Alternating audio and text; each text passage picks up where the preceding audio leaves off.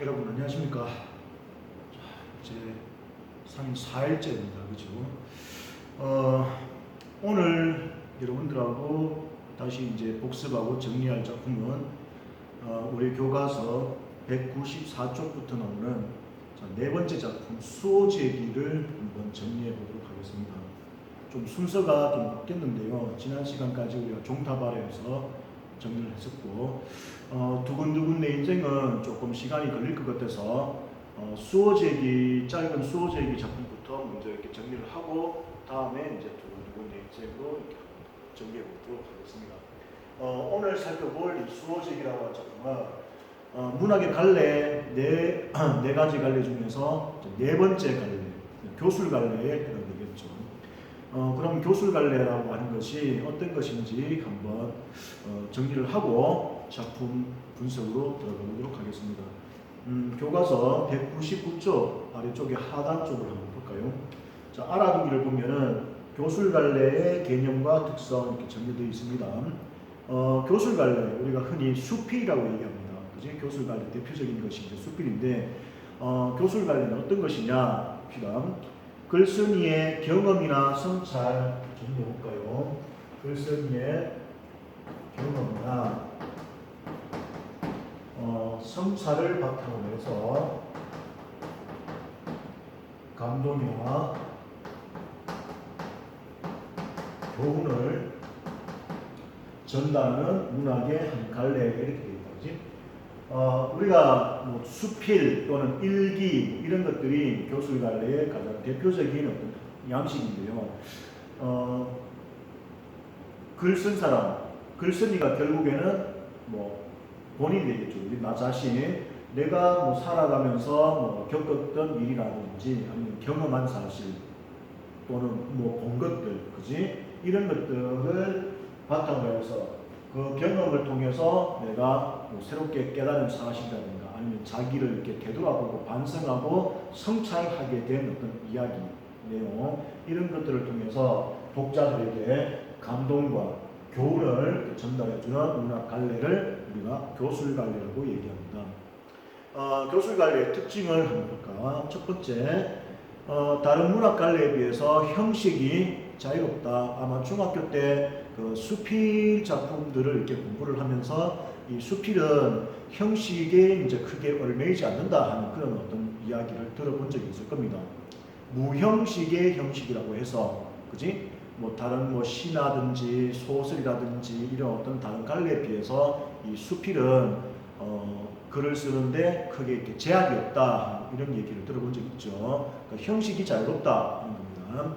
그다음 두 번째 특징은 글쓴이가 자신의 경험, 생각, 느낌 등을 독자에게 직접 말하는 방식을 취한다. 그러니까 뭐 서정 갈래, 그지? 시라고 하는 어떤 작품은 시 속에서 작가가 자기 이야기를 갖다가 독자들한테 직접 얘기하지 않습니다, 그죠? 그래서 화자라고 하는, 그지? 시적 화자라고 하는 어떤 대리인을 통해서 작가가 이제 전달하고자 하는 어떤 메시지를 이렇게 간접적으로 이렇게 전달하고, 또 소설도 마찬가지죠. 소설도 그 소설을 쓴 작가, 소설가가 그 소설 작품을 통해서 작품 속에 서술자를 통해서, 그지? 서술자의 어떤 입을 통해서, 목소리를 통해서 작가가 전달하고자 하는 어떤 메시지를 독자들에게 이렇게 전달하는 데 비해서 이 교술 갈래는 교술 갈래에서 이제 독자들한테 어떤 이야기를 하고 또 뭐 전달하고 있는 그 주체가 바로 글쓴이, 그지? 본인 자신이다 하는 거. 그게 두 번째 특징입니다. 세 번째, 자 그러다 보니까 글쓴이 그 작가가, 그지? 독자들한테 자신의 어떤 생각이나 느낌을 이렇게 직접적으로 이렇게 전달을 하다 보니까 자기 자신에 대해서 솔직하게, 그지? 독자들한테 이렇게 얘기하는 자기 고백적인 어떤 성격을 가지고 있습니다. 그렇기 때문에 글 쓴 사람의 글쓴이 그 자신만이 가지고 있는 독특한 어떤 개성도 뚜렷하게 드러나고 있는 갈래가 바로 교술 갈래죠. 자, 네 번째 특징, 글쓴이의 경험, 깨달음, 인생관, 가치관, 개성 이런 것들이 이 교술 갈래의 주된 구성 요소들이다. 앞으로 넘어와서 수호제기 본문을 한번 살펴보도록 하겠습니다. 우선 195쪽 제목 상단에 이 수호제기라고 하는 작품에 대해서 짤막하게 이렇게 설명해 놓은 글이 있죠. 봅시다. 다음은 글쓴이가 수호제라는 집 이름을 통해, 자, 그러면 여기 나와 있는 이 수호제라고 하는 이 제목에 있는 수호제는 집의 이름이다, 집 이름이다 하는 것을 알 수 있습니다. 이렇게 수호제라는 집 이름을 통해 얻은 깨달음을 서술한 고전 수필이다. 교술가의 특성이 무엇인지, 이 작품의 구성 요소들이 작품 전체와 어떻게 연관되어 있는지 살피면서 감상해보자 되겠죠. 저번에 우리가 서정갈래 향수라고 하는 작품을 우리가 공부를 하면서도 그 작품의 제목, 제목이 갖는 어떤 중요성에 대해서 한번 얘기를 한 적이 있었죠. 이 작품은 마찬가지입니다. 수호제기라고 하는 이 제목이, 의미하는 바를 한번 이렇게 생각을 해본다면 그 전체의 내용을 이제 파악하는데 좀 도움이 되겠죠. 맨 마지막에 붙어 있는 기라고 하는 말, 이거는 여기도 이렇게 적혀 있지만 한자로 이렇게 적습니다. 뭐 기록하다 할 때 쓰이는 기자인데, 그 교과서 195쪽 오른쪽 날개 쪽에 자료실 내용을 한번 볼까요? 이 제목에 붙어 있는 수호제기의 기라고 하는 것은 어떤 작품을 쓰는 어떤 문장의 형식을 뜻합니다. 문장의 형식. 2학년 올라가서 이제 문학 시간에 이제 고전 작품들을 이렇게 많이 공부를 할 건데, 그 고전 작품의 어떤 형식들 중에서 우리나라 고유의 어떤 형식도 이렇게 많이 있지만, 우리는 옛날부터 이제 중국의 영향을 많이 받았잖아요, 그죠? 그래서 중국에서 이제 중국 사람들이 이제 어떤 문학 작품을 이제 창작할 때 사용하는 그런 어떤 형식들이 우리나라에 이렇게 많이 이렇게 영향을 준 그런 것들이 많습니다. 이 기라고 하는 어떤 형식도 원래는 중국에서 사용하는 그 문학의 한 형식인데, 이게 우리나라에 이제 들어왔는 거죠. 그럼 뭐 설이라고 하는 그런 어떤 형식도 있습니다. 이규보의 뭐 설견설이라든지 이런 거 보면 설이라고 하는 글자가 이렇게 뒤에 붙어 있는 그런 작품들도 있습니다. 기라고 하는 거는 어떻게 쓰여지는 그런 글이냐 보면, 뭐 밑에 셋째 줄 보면은 여러 가지 사물들에 관해서 기술한 산문 문장 형식을 기형식이라고 한다. 우리 주변에 사람들이 이렇게 접할 수 있는 여러 가지 어떤 사물들, 그 사물에 대해서 글로 기술했는 그런 어떤 형식을 우리가 기라고 얘기합니다. 그러면 사물에 대해서 얘기하고 있다, 맞죠? 아까 수호제라고 하는 것이 집이라고 했잖아요. 집의 이름이라고 했잖아. 그러니까 수호제라고 하는 어떤 집, 사물이죠. 이 사물에 대해서 기록했는 어떤 문장 형식이다, 이렇게 보시면 되겠습니다. 자, 그러면 앞에 있는 이 수호제, 이 집 이름, 수호제라고 하는 이게 어떤 뜻일까? 제가 뭐냐면 직제자입니다. 그죠? 직제, 서제 할 때 그 석제자야. 그러면 나중에 글을 읽어보면 알겠지만, 쟤는 서재죠. 서재. 책을 이렇게 막 보관해두고, 요즘 말하면 뭐 도서관 같은, 미니 도서관 같은 거, 개인 도서관 같은 거, 그게 서재입니다. 앞에 있는 이 수호라고 하는 것은 그 한자를 보면 지킬 숫자에다가 나오자, 자기 자신을 뜻한 나, 나오자, 나를 지킨다 이런 뜻이죠. 그래서 정리를 해보면 수호제기라고 하는 것은 나를 지키기 위한, 나를 지키는 집, 그죠? 나를 지키는 집에 대한 기록, 이런 뜻입니다. 됐습니까? 그러면 여기서 이제 우리가 글을 읽으면서 찾아봐야 되는 것이, 나를 지킨다라고 하는 이 수호라고 하는 말의 의미가 뭘까? 이게 이 작품에서 중요한 어떤 포인트다라고 할 수 있겠죠. 자, 일반적으로 이 고전수필은 중국의 아까 이 기라고 하는 어떤 형식이 중국의 영향을 많이 받았다 했잖아요. 중국 사람들은 이렇게 글을 갖다가 쓸 때 사단 구성을 많이 이렇게 좀 좋아했습니다. 그래서 기승전결, 중학교 때도 아마 들어봤을 건데, 기승전결 이렇게 4단으로 이렇게 글이 짜여져 있습니다. 195쪽 첫 번째 넷째 줄부터 볼까? 자, 기부분입니다. 수호제, 즉 나를 지키는 직은, 자, 수호제 나를 지키는 직은 큰형님이 자신의 서재에 붙인 이름이다. 작가에 대한 이야기가 지금 깜빡했는데, 이 수호제기라고 하는 글은 조선시대 다산 정약용 선생님이 쓰는 글입니다. 다산 정약용 많이 들어봤죠, 그지? 조선 영조, 정조 때 이렇게 뭐 학자고 또 그 수원화성을 지을 때, 그지? 건축할 때 이제 뭐 거중기라든가 이런 것들을 발명하신 분, 여러분 역사 시간에 많이 들어봤을 인물이라고 생각합니다. 자, 이 정약용 선생님이 이제 쓰신 글인데, 이 정약용 선생의 큰형님이 있었단 말이야. 맏형님이 자신의 서재에 붙인 이름이다. 그러니까 이 정약현이라고, 그지? 정약용 선생의 큰 형님 이름이 정약현 선생님인데, 이 큰형님이 자기가 이제 글 공부를 하고 책을 이렇게 읽을 수 있는 공간이 서재를 하나 지으셨단 말이야. 그러면서 그 서재의 이름을 수호제라고 이렇게 지으셨다는 얘기입니다. 나는 처음에 그 이름을 보고, 자, 아까 그 교술갈래의 특징 중에, 그지? 교술갈래에서는 글쓴이가 독자들한테 자신의 어떤 생각, 느낌을 직접적으로 이렇게 전달하는 어떤 양식이라고 그랬었죠. 그러니까 여기 나오는 이 나라고 하는 것은 바로 이 글을 쓰는 작가인 정약용 자기 자신을 나타낸다, 이런 얘기입니다. 나는 처음 그 이름을 보고, 그러니까 큰형님이 지으신 그 서재 이름이 수호제라고 하는 어떤 이름을 보고 의아하게 여기며, 나와 단단히 맺어져서 서로 떠날 수 없기로는 나보다 더한 게 없다. 비록 지키지 않는다 한들 나가 어디로 갈 것인가, 이상한 이름이다 라고 생각했다. 자, 거기 자세히 보면은 이렇게 여기 이렇게 정리되어 있는데, 따옴표로 이렇게 묶여있는 나가 있고요, 그치? 나와 단단히 맺어서 서로 떠날 수 없기로는 나보다 더한 게 없다. 이렇게 따옴표로 묶여있는 나가 있죠.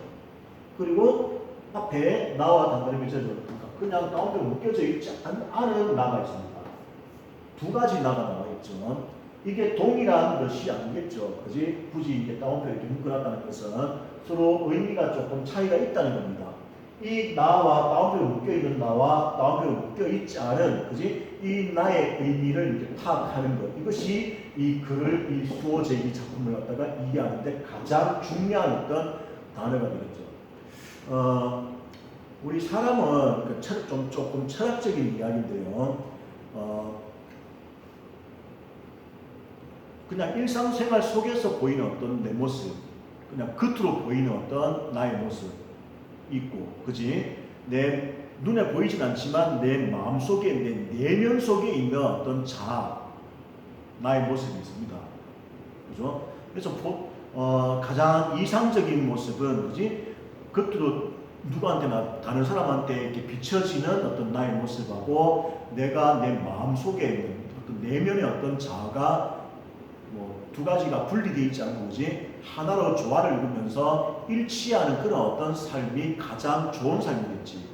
가장 이상적인 모습이겠죠. 근데 보통은, 그지? 평범한 어떤 사람들은 이 겉으로 보이는 어떤 일상적인 어떤 자아와 마음속에 내면에 있는 어떤 자아의 모습이 함께 조화를 이루지 못하고 하나가 되지 못하고 일치하지 못하는 그런 어떤 삶을 사는 것이 대부분의 사람입니다. 선생님이 나도 마찬가지예요. 그지?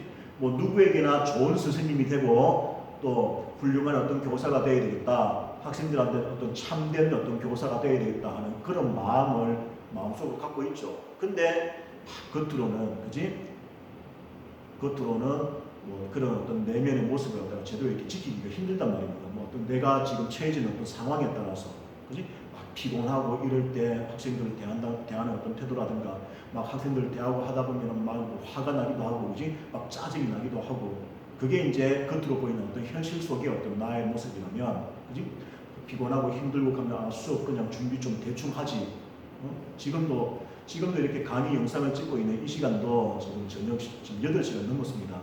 몸은 피곤하고, 그지? 그래서 마음속으로는 이제 중간고사 시험을 앞두고 있는 학생들이 조금이라도 조금 앞에 온라인 수업을 했기 때문에 그지 수업 내용을 갖다 제대로 이해를 하고 있을까 하는 그런 어떤 마음, 그게 저의 어떤 본심이라면 겉으로는 몸이 정말 피곤하다, 쉬고 싶다, 그래서 그냥 대충 하지 뭐 이런 어떤 행동을 하는 것, 이게 이제 현실적 자아라면 본질적이고 그지 내 마음속에 내면 속에 있는 어떤 자아의 모습은 또 현실의 모습하고 이렇게 차이가 날 수가 있다는 이런 얘기입니다. 보통 일상적인 어떤 평범한 어떤 사람들의 모습은 그런 내면의 어떤 자아와 그다음에 겉으로 보이는 이 현실적인 어떤 자아가 이렇게 서로 일치가 되지 못하는 어떤 그런 삶을 대부분 다 살고 있는 거죠. 그래서 여기서도 다운표로 묶여있는 이 나는 바로 본질적인 어떤 모습, 본질적인 자아를 나타낸다, 이렇게 볼 수 있겠지. 여기다 정리할게요. 어차피 나중에 정리를 하면서 또 설명을 해야 되는 부분이니까. 나의 의미를 두 가지로 지금 나눠놨습니다. 하나는 본질적이고 근본적인 또는 뭐 내면적인 자아, 이렇게 볼 수 있겠습니다. 그리고 또 하나의 자아는 현실적인 자아, 현실적이고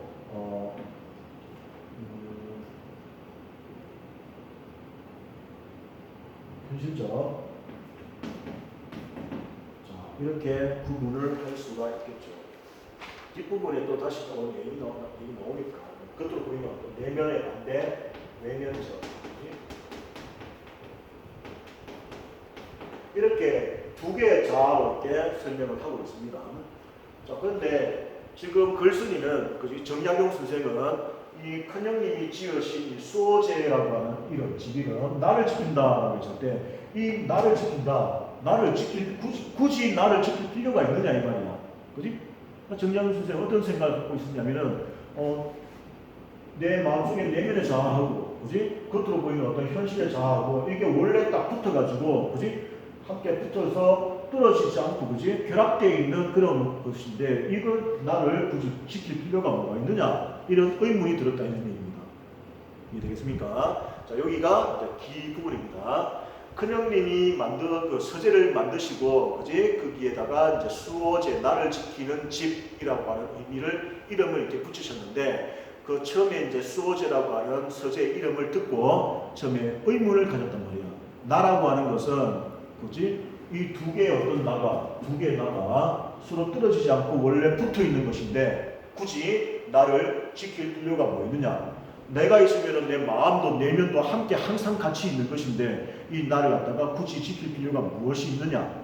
그지? 왜 지켜야 되느냐? 여기에 대해서 의문이 생겼다, 이런 얘기입니다. 자, 그 다음 승부분으로 넘어가 봅시다.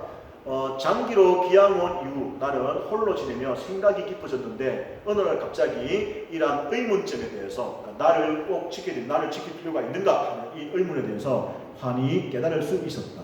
자, 정약용 선생님 자신이 지금 귀향을 왔다고 그랬죠, 그지? 조금 배경 설명을 하면은 정약용 선생님, 정약용 선생님 어떤 가족이 모두 다 기독교 가족이었죠, 그지? 천주교 신자였는데, 아마 역사 시간에 배웠을 겁니다. 신유박해라고 하는 사건, 신유박해라고 하는 일이 있었죠.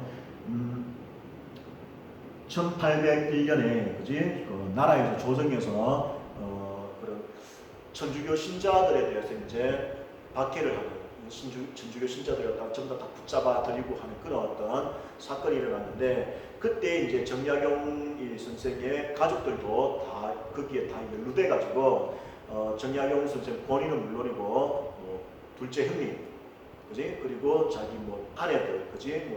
처형들 이렇게 해가지고 온 식구들이 전부 다 처형을 당한다든가 목숨을 잃는다든가, 아니면 이렇게 지금 정약용 선생처럼 유배를 떠나온다든가 유배를 가게 된다든가, 그지? 이렇게 온 집안이 완전히 이렇게 풍지박산이 됩니다. 근데 그 상황에서 유일하게 이 맏형님 정약형이라고 하는, 그지? 큰형님만이 유일하게 그 고향에 남아서 그 고향 집을 지키고 있었던 거죠. 그래서 유배를 와서, 장기라고 하는 곳에 유배를 와서 혼자 이렇게 지내는 시간이 많아서 곰곰이 이렇게 자기가 살아왔는 어떤 삶을 이렇게 되돌아보고 사색을 할 수 있는 그런 어떤 시간이 있었다는 겁니다. 그래서 자기 혼자서 홀로 이렇게 시간을 보내면서 생각에 막 잠기고 하다 보니까 문득 그지 그 큰형님의 수호제라고 하는 서재 이름 그지 나를 지킨다라고 하는 그 의미를 문득 깨닫게 되었다 이런 겁니다. 그래서 그 뒤에 내용이 그 깨닫게 된 어떤 내용이 구체적으로 이렇게 나오겠죠. 나는 벌떡 일어나 다음과 같이 말했다.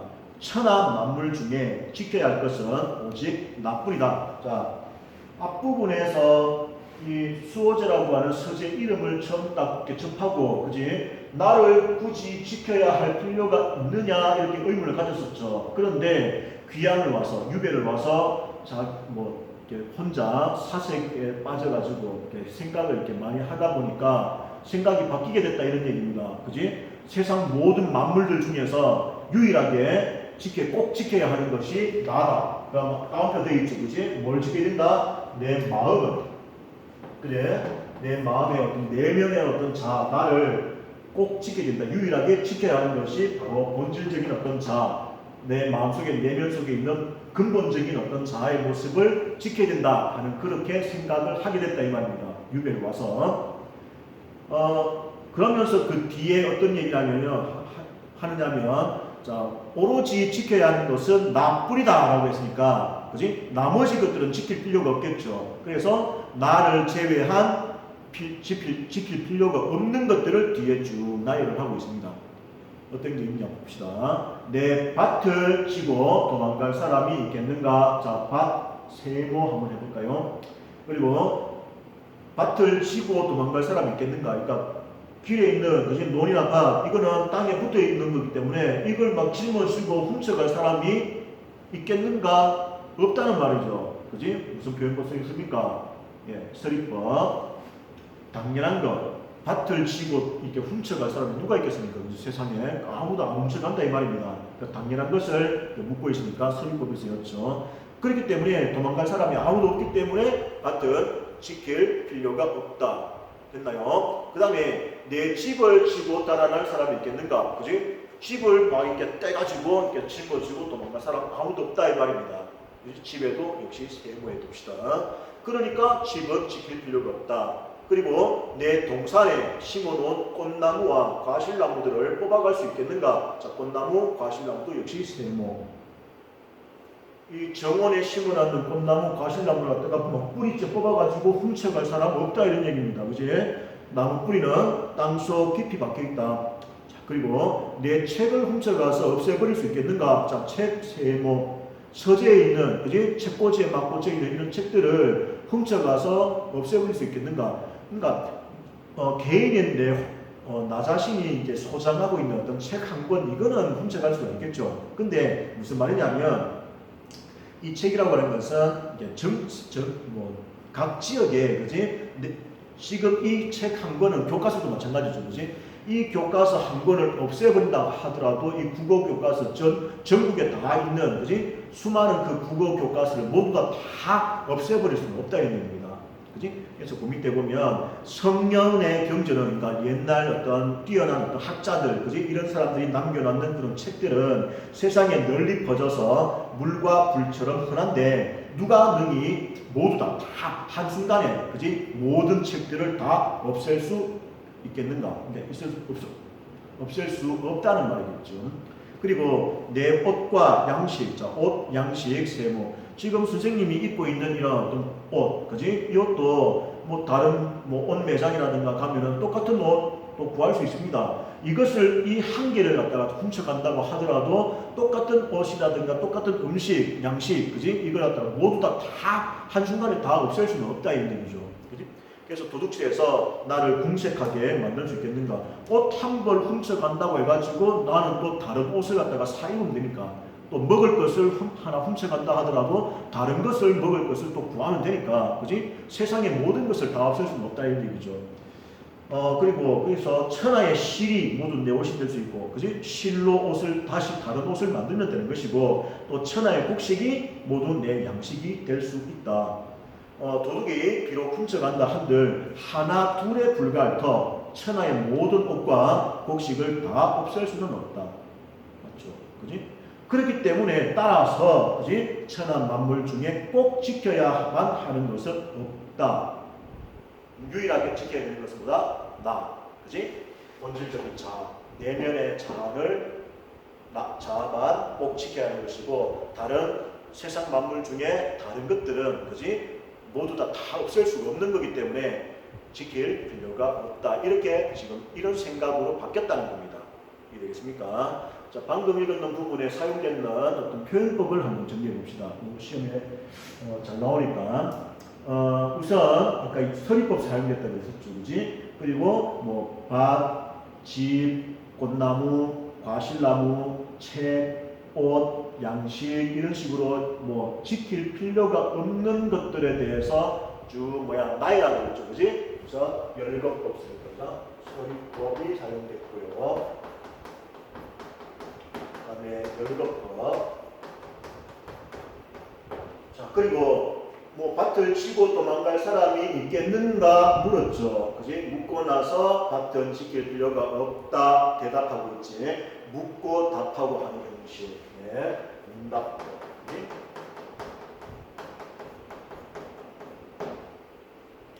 됐습니까? 열거법, 서리법, 응답법이 사용되었다 하는 것을 알 수 있습니다. 넘어가 봅시다. 196쪽. 자, 앞부분에 지킬 필요가 없는 것들에 대해서 얘기를 했죠. 그지? 그래서 196쪽 보면은 이제 나를 지켜야 하는 이유를 이제 설명을 하는 겁니다. 세상에 그지? 천하 만물 중에 유독 그지? 유일하게 지켜야 하는 것이 바로 근본적인 자, 그지? 본질적인 자, 나를 지켜야 된다 이렇게 얘기를 했고 또 나를 제외한 다른 사물들은 그지? 지킬 필요가 없다라고 했기 때문에 그 자기가 주장하는 그지? 나를 지켜야 된다라고 하는 그 주장에 대한 어떤 이유를 그지? 이제 들어야 되겠죠. 왜 나를 지켜야 하는가? 그러나 유독 이 나라고 하는 것은 자 따옴표로 묶여 있습니다. 그러니까 이 나는 본질적인 자, 내면적 자아가 된다. 그지? 그 성품이 달아나기를 잘하며 출입이 무상하다. 무상하다 밑에 단어 뜻볼까요? 일정하지가 않고 늘상 변한다. 변화무상하다 이런 말 들어봤지, 그지? 가만히 있지 못하고, 그지? 가만히 있지 않고 항상 바뀌고 변하고 움직이고 이렇다 이 말이야.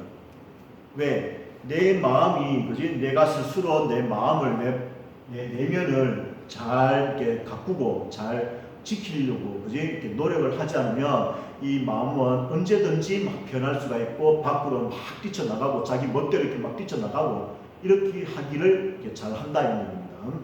자, 아주 친밀하게 붙어 있어서 서로 배반하지 못할 것 같지만 뭐가? 현실적 자아와, 그지? 본질적인 자아. 이 두 가지의 자아가, 그지? 항상 가까이 친밀하게 붙어서 서로 배반하고 배신하고 돌아서고, 그지? 이러지 않을 것 같지만 근데 잠시라도 한눈을 팔거나 살피지 않으면 어느 곳이든 가지 않은 곳이 없다. 그러니까 내 내면을 이렇게 원래의 어떤 내 모습, 그지? 근본적인 나의 모습을 잘 가꾸고 잘 지키려고 하는 그런 어떤 노력을 하지 않는다면, 노력을 게을리한다면 언제든지 내 본질적인 자아, 내 내면적인 자아는 변하게 만든다. 변할 수 있다. 도망가 버릴 수 있다. 이런 얘기겠지. 그럼 어떤 것들이 이익으로 유혹하면 떠나가고, 그지? 내한테 뭔가 도움이 되고 이익이 되는 거 있으면, 그지? 내가 내 마음이 떠나가 버리고, 쉽게 얘기를 해봅시다. 내가 또 청렴하게 살아야 되는 어떤 공직자야. 근데 당장 내 앞에 뭔가 이렇게 도로를 건설한다든가, 그지? 뭔가 이제 투자를 하는데 내가 공직자니까 어느 곳에 이제 투자를 어떤 공사가 이제 시작된다, 아니면 개발이 된다 하는 그런 정보를 내가 공직에 있으면서 그런 정보를 알게 됐어요.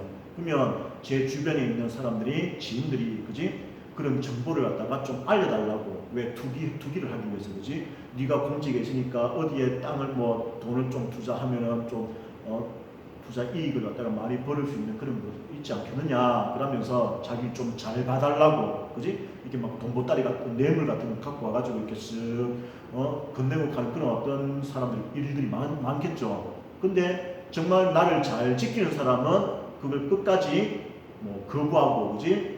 어떤 공적인 그런 윤리를 갖다가 지켜야 됩니다. 그런데 당장 자기 눈앞에 이렇게 돈 보따리가 막 보이고 자기한테 이익이 생기니까 자기의 어떤 본질을 잃어버릴 수도 있다는 얘기입니다. 흔들릴 수가 있다 이 말이죠. 그지? 그리고 위험과 재앙으로 겁을 주면 떠나가며 질탕한 음악, 질탕하다 밑에 보면은 뭐야 흥겹다 정도가 지나칠 정도로 이제 흥겹다, 그러니까 뭐 음탕한 뭐 이런 뜻이겠지. 음악 소리만 들어도 떠나가고 미인의 예쁜 얼굴과 요염한 자태만 보아도 떠나간다. 그러니까 마음이 쉽게 흔들릴 수 있고 뭐 유혹이나 아니면은 어떤 위험, 재앙. 내 몸이 위험하다 하는 것을 이제 딱 캐치했을 때, 내가 위험에 딱 맞닥뜨렸을 때 내가 가지고 있던 어떤 본 마음을, 본심을 잘 지켜나갈 수 있는 그런 어떤 사람들이 많지가 않다는 거죠. 그지? 그리고 뭐 음탕한 그런 어떤 음악 소리라든가, 그지? 아니면 정말 뭐 여자가, 그지? 미모로 유혹을 해오고 하면은 이 마음이 쉽게 흔들릴 수가 있다. 이런 얘기입니다.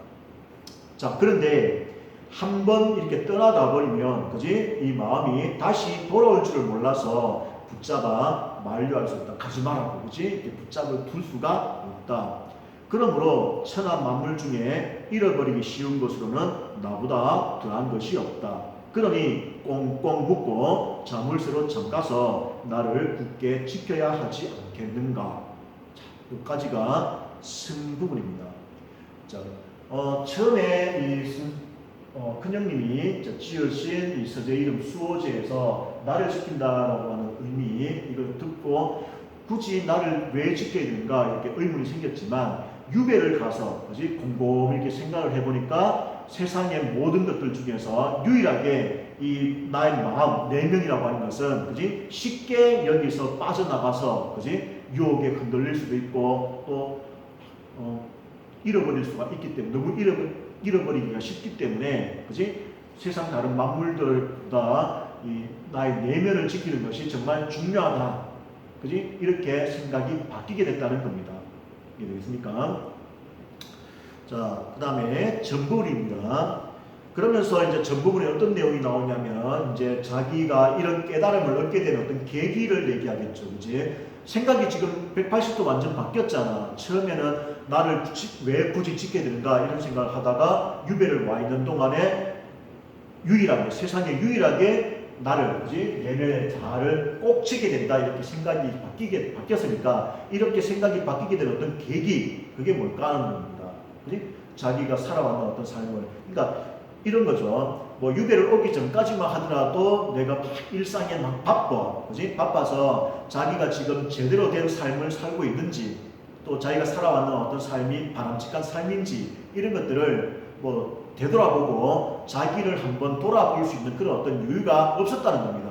그러다 보니까 내가 내 마음을, 그지? 내 내면을 지금 잘 지키고 있는지 없는지 이것도 모른 채, 그지? 그냥 막 바쁘게 이렇게 살아왔다는 거죠. 그런데 유배를 와서, 그지? 혼자서 조용히 생각을 할 수 있는 그런 어떤 시간이 있고 하니까 자기 자신이 이때까지 살아왔는 어떤 삶을 한번 이렇게 되돌아볼 수 있는 그런 여유가 있었던 거지. 이해되겠습니까? 그래서 전에 보면은 자기가 과거에 살아왔던 삶을 이렇게 되돌아보고 성찰하고 반성하는 내용이 전부분에 이제 이어집니다. 나는 나를 허투루 감추했다가, 허투루 뭐 대충 뭐 꼼꼼하지 않게 성의 없이 이런 뜻입니다. 나를 대충 성의 없이 감추했다가 나를 잃은 사람이다. 자, 나를 잘 지켜야 되는데, 그지? 잘 감수하고 흔들리지 않게 잘 지키고 있었어야 되는데, 나는 예전에, 그지? 과거에 내 마음을, 내 내면을 허투루, 그러니까 뭐 성의 없이, 그지? 그냥 대충 내버려 두고 지내다가 내 본질적인 어떤 모습을 잃어버린 사람이라고 자기 자신을 갖다가 지금 자책하고 있죠. 그지? 어렸을 때는 왜 나를 잃어버렸느냐? 어렸을 때 과거 시험을 좋게 여겨서 무조건 남자로 태어나서, 그지? 과거 시험 쳐가지고 과거 시험에 합격해가지고, 그지? 관직에 올라야 된다. 뭐 이런 어떤 것을 좋게 생각해서 그 과거 공부에 빠져 있었던 것이 10년이다. 그러니까 어렸을 때 10년 동안을 과거 공부를 하느라고 내 진짜 참모습을, 그지? 잃은 채 살아왔었다 이런 얘기입니다. 그리고 마침내 조정의 벼슬아치가 되어서 사모관대에, 그러니까 그 벼슬 하는 그 신하들이 그지 입는 옷들이죠. 사모관대에 비단 도포를 입고 백주도로를 한낮의 도로를 미친 듯 바쁘게 돌아다니며 12년을 보냈다. 그러니까 관직에 올라서 그지 과거 시험 쳐가지고 이제 벼슬살이를 하면서 또 12년을 바쁘게 허둥허둥대면서 그지 살아왔었다 이런 얘기야. 그러니까 어렸을 때 과거 시험 친다고 10년, 그리고 관직에 올라서 벼슬살이를 한다고 이제 12년, 총 한 22년을 너무 바쁘게 나를 잃어버린 채, 진정한 내 모습을 잃은 채 살아오더라고. 그러니까 이것밖에 없는 거지. 껍데기밖에 없었다는 거야. 그지? 자, 그러다가 갑자기 상황이 바뀐다. 유배로 오게 됐다 이 말입니다. 그제? 그래서 친척을 버리고 고향을 떠나 한강을 건너고 문경 세제를 넘어 아득한 바닷가 대나무 숲이 이르는 곳에 이르러서야 멈추게 되었다. 그러니까 유배를 오니까 그렇게 바쁘던 어떤 일상이, 정신없이 바빴던 그 일상이 좀 멈췄다 이런 얘기입니다. 이때 나도 본질적자, 내면적자, 그지? 나도 땀을 흘리고 숨을 몰아쉬며 허둥지둥 내 발 뒤꿈치를 쫓아서, 내 발 뒤꿈치 할 때 내는 지금 땀 흘리고 없죠. 그러니까 이 껍데기인 나, 그지? 현실의 자, 외면적 겉으로 보이는 어떤 자를 따라서 함께 이곳에 오게 되었다. 자, 그러면서 나가 유배를 지금 와 있는 그지 현실적 자아가 나의 내면에게 지금 말을 건네고 있는 겁니다. 여러분들 활동지에 또 쌤이 지금 정리를 해놨지만 이 두 가지가 지금 분리되어 있는 것은 아니죠. 실제로는. 그지? 근데 결국에는 뭐야? 나가 정량 작가가 자기 마음에게, 그지? 자기 내면에게 지금 말을 건네고 있는 겁니다. 그러니까 두 개의 자아가 지금 대화하는 어떤 형식으로 자기 자신을 되돌아보고 반성하고 성찰하는 내용이 뒷부분에 나타나고 있다 이런 얘기입니다. 너는, 그러니까 이때 너는 이거겠죠. 그지? 내면적 자. 너는 무엇 때문에 여기 왔는가? 여우나 도깨비에게 홀려서 왔는가? 바다의 신이 불러서 왔는가? 너의 가족과 이웃이 손에 있는데, 손에 정약용 선생님의 고향 손에 있는데 어째서 그 본고장으로 돌아가지 않는가? 자기 자신이 자기 내면에게 이렇게 물으면서 질문을 던지면서 자기 자신을 지금 반성하고 있다. 그러니까 자문자답이라고 그러죠, 그렇지? 자기 자신이 자신에게 이제 물었습니다. 그죠? 물으면서 스스로를 지금 반성하고 있죠. 자, 그러나 나는 내면적 자, 그러니까 유배를 떠나왔는 이 껍데기뿐인 어떤 나를, 그지? 현실의 나를 이 내면적 내가 이때까지 놓치고, 그지? 잘 지키지를 못하고 허투루 이렇게 간수를 했던 내면적 자가 뒤늦게 나를 따라서 지금 헐레벌떡 이렇게 막 달려왔단 말이야. 그 나가 멍하니 꼼짝도 않고 돌아갈 줄을 몰랐다. 그 안색을 보니 마치 얼매인 게 있어서 돌아가려고 해도 돌아갈 수 없는 듯했다. 그래서 나를 붙잡아서 함께 머무르게 되었다. 그러니까 유배를 오게 됨으로 해서 이 두 개의 자아가 지금 함께 있을 수가 있다. 하나가 될 수 있었다 이런 얘기입니다. 과거 시험을 공부하고 그 다음에 벼슬길에서 12년 동안 막 바쁘게 막 지내고 하는 동안에는 이 두 개의 자아가 서로 분리되어 있었다 이런 얘기겠죠. 그지? 잃어버린 채 살아왔었다 이런 얘기입니다. 근데 비로소 유배를 오므로 해서, 그지? 자신의 삶을 갖다가 한번 되돌아보고, 내가 이때까지 살아왔는 어떤 삶이 좀 제대로 살았는 어떤 삶인가, 이걸 갖다 반성하게 되면서 이 두 개의 자아가 비로소 유배를 오게 됨으로 해서 이 두 개의 자아가 하나가 합쳐질 수가 있게 됐다 이런 얘기지. 이 무렵 내 둘째 형님이 정약전이라고 하는 사람입니다. 둘째 형님 또한 그 나를 읽고 남해의 섬으로, 그러니까 흑산도입니다. 여러분들 뭐 정약전이라고 하는 사람이 그러니까 흑산도에 가서 그 밑에 또 설명되어 있지만 자산어부라 하는 말 들어봤죠, 그지? 뭐 이렇게 어류라 바닷가에서 뭐 생선, 물고기, 어류를 갖다 이렇게 정리했는 어떤 백과사전 같은 자산어부라고 하는 작품을 썼는 작가 정약전입니다. 남의 섬으로 가셨는데 역시 나를 붙잡아 함께 그곳에 머무르게 되었다. 그러니까 정약용의 둘째 형님 정약전도 결국에 같이 본인 자신과 마찬가지로 이렇게 유배를 가서, 그지? 그 동안에 자신의 본질적인 자, 그지? 내면의 어떤 자아를 이때까지 읽고 지내시다가 유배를 가서 이 참된 나를 다시 비로소 되찾게 되었다, 이런 얘기입니다. 됐죠? 여기까지가 전 부분입니다. 그래서 나의 의미 정리해놨습니다. 글쓰기는 나를 본질적인 자, 근본적인 자, 내면적 자와 그다음에 현실적 자, 외면적 자 이렇게 구분을 해서 원래는 이 두 가지 자가 하나로, 그지? 하나가 되는 어떤 삶을 살아야 되는데 글쓰기 자신은 이때까지 막 바쁜 일상을 막 보낸다고, 그지? 이 본질적인 자, 근본적인 내면을 흔들려가지고 유혹에 빠져가지고, 그지? 잃어버린 채 허둥지둥 이렇게 살고 있었다. 그래서 유배를 와서 뒤늦게 내가 지금 나의 참된 나의 모습을 지금껏 잃고 잃은 채 이렇게 살아왔구나 하는 것을 뒤늦게 깨닫고 이 두 가지의 자를 붙잡아서, 그지? 붙잡아서 하나로 이렇게 합쳐지는 조화를 이루는 그런 어떤 앞으로 그런 삶을 살아야 되겠다고 지금 생각을 하게 되는 거죠. 자, 여기까지 칠판 정리하고 잠깐 뒤에 또 이어가도록 하겠습니다.